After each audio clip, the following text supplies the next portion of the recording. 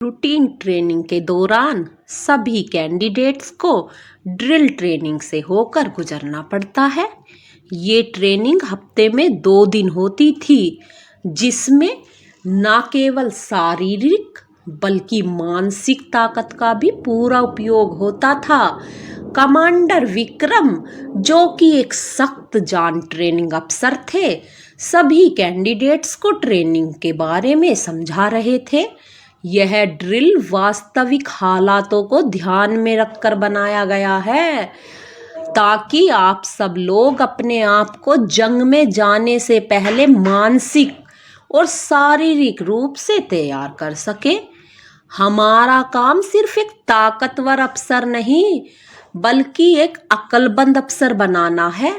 ध्यान रहे, एक काबिल अफसर वही है जो अपने सीनियर की बात सुने और चाहे कुछ भी हो जाए, हर हाल में अपने ऑर्डर पूरा करे। इस महीने के अंत तक हम कुछ कैंडिडेट्स को चुनेंगे, जिन्हें जवान रैंक से सीधा अफसर बनने का मौका मिलेगा। हम उन्हें स्पेशल ट्रेनिंग के लिए भेजेंगे, लेकिन यह मौका सिर्फ उन लोगों को मिलेगा जो खुद को दूसरे से बेहतर साबित कर पाएगा। I am clear? सभी कैंडिडेट्स ने एक साथ कहा, यस सर।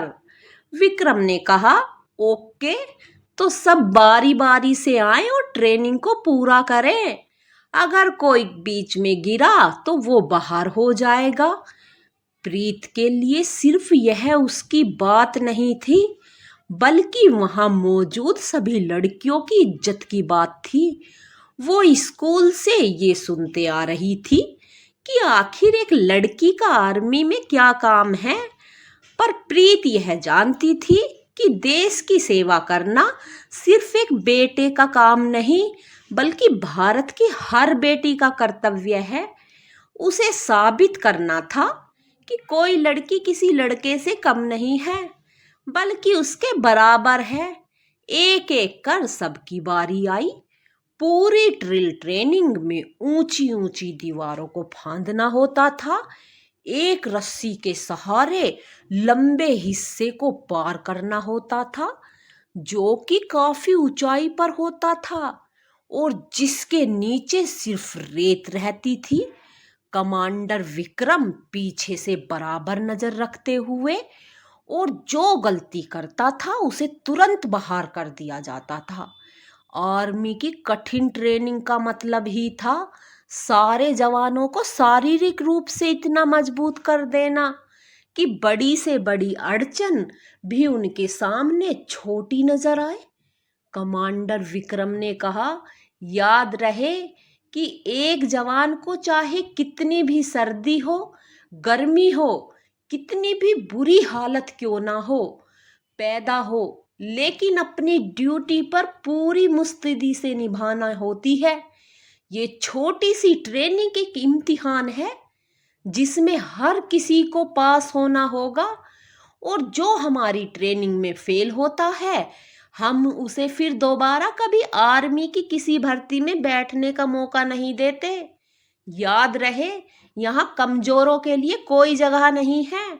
यहाँ वही टिकेगा जो अंदर से मजबूत हो। खुद प्रीत भी कई बार ट्रेनिंग में पूरी नहीं कर पाई थी, उसके लिए भी यह किसी चुनौती से कम नहीं था। अब अगर वह आज हारती है, तो केवल उसका सम्मान नहीं, बल्कि उसके साथ वहां मौजूद सभी लड़कियों का आत्मसम्मान भी टूट जाएगा। जिस माहौल से प्रीत आई थी, वो वापस उसी माहौल में नहीं जा सकती थी, और इसीलिए उसे हर हाल में जीतना ही होगा। प्रीत घबरा रही थी, क्योंकि उस पर काफी जिम्मेदारियां थी, लेकिन अब वह पीछे नहीं हट सकती थी। कमांडर विक्रम ने आगे बढ़ने को कहा, और वह एक लंबी सांस के साथ आगे बढ़ी। इन कुछ दिनों में उसने अपने आप को इतना मजबूत कर लिया था कि वह आसानी से ऐसी ट्रेनिंग से होकर निकल जाती थी। लेकिन ऐसे किसी इंसान के लिए भी यह ट्रेनिंग मुश्किल थी। प्रीत एक के बाद एक सभी मुश्किलों को पार करती चली गई। उसने एक बार भी पीछे मुड़ के नहीं देखा, और चाहे उसे चोट लगे या फिर कोई और समस्या है, वो रुकी नहीं। आखिर में जो सबसे आखिरी और मुश्किल अड़चन थी, वह थी एक रस्सी के सहारे 40 फीट ऊंचे प्लेटफार्म से एक तरफ जाना। नीचे कोई नेट नहीं, ना कोई दूसरा उपकरण नहीं था, सिर्फ ढीली मिट्टी रखी हुई थी जिस पर गिरने से चोट आने की पूरी संभावना थी। ऊंचाई के डर को भगाने के लिए ट्रेनिंग में इस मुश्किल को लगाया गया था, और सबसे ज्यादा चोटें यहीं लगा करती थी। सिर्फ इसी मुश्किल की वजह से प्रीत इस ट्रेनिंग को कभी पूरा नहीं कर पाई। प्रीत ने अपना हौसला जुटाया और रस्सी की तरफ छलांग लगाई। कुछ ही सेकंडों में वो रस्सी पार एक हाथ की पकड़ के सहारे लटकी हुई थी। उसने अपनी शरीर की पूरी ताकत झोंकी और रस्सी पर पीठ के बल लटक गई। प्रीत धीरे धीरे अपने हाथों और पैरों की मदद से रस्सी की रेंज को आगे बढ़ने लगी। दूसरा छोर नजर नहीं आ रहा था, लेकिन फिर भी प्रीत रुकी नहीं और वह बढ़ती गई। उसने अपने भाई को, अपनी बहन सिमरन, माँ और अपने पिता को याद किया।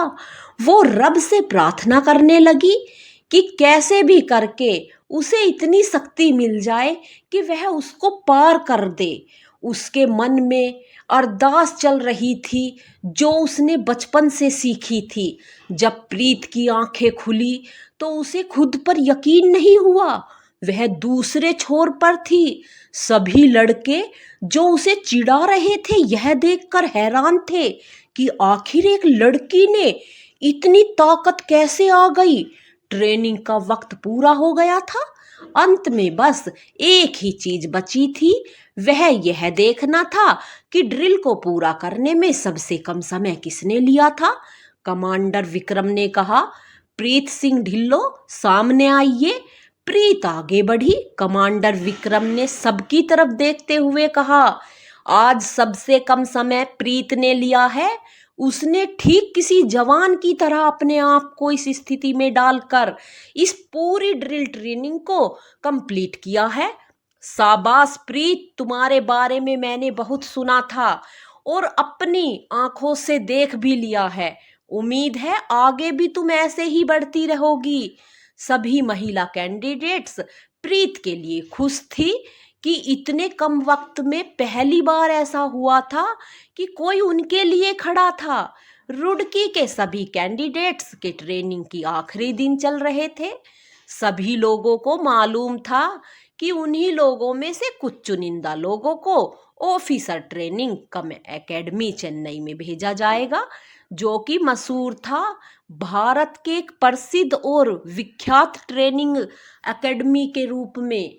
यहीं से लगभग सारे बड़े जो कमांडो आर्मी ऑफिसर निकले थे और उन्होंने भारत के लिए बहुत कुछ किया भी था। प्रीत के लिए यह जगह इसीलिए खास थी क्योंकि यहीं से उसके पिता भी ट्रेनिंग पूरी करके एक आर्मी अफसर बने थे। बचपन में जब उसके पिता उसे एकेडमी की कहानियां सुनाया करते थे तो प्रीत उन्हें बड़े ध्यान से सुनती थी।